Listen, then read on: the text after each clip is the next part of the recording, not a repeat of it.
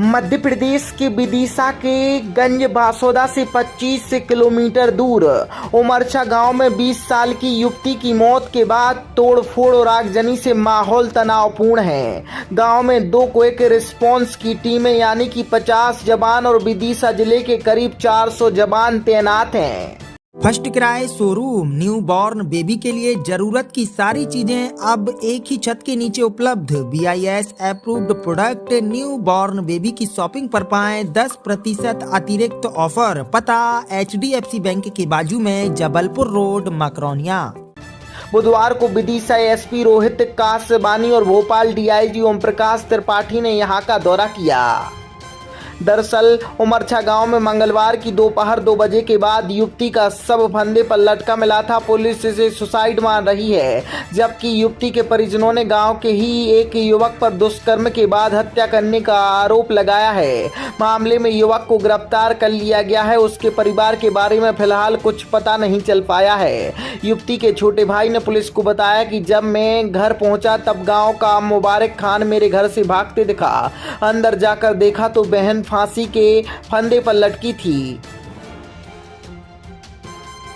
Police ने कुरबाई में सबका पोस्टमार्टम कराया और शाम को परिजनों को सौंप दिया।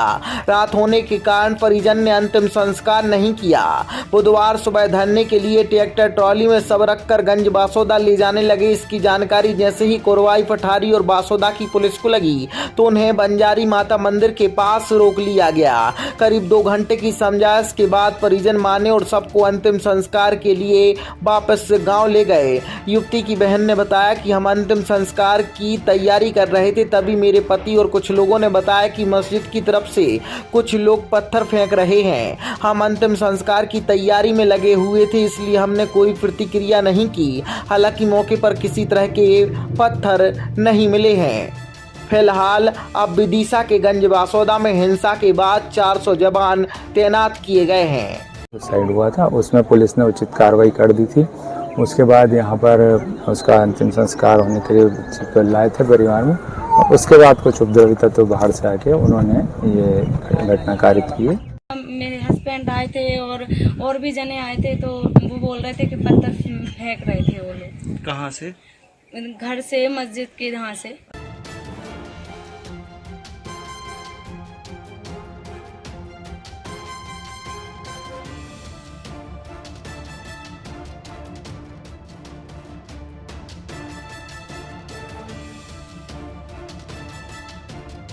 ब्यूरो रिपोर्ट, सागर एक्सप्रेस न्यूज, विदिशा।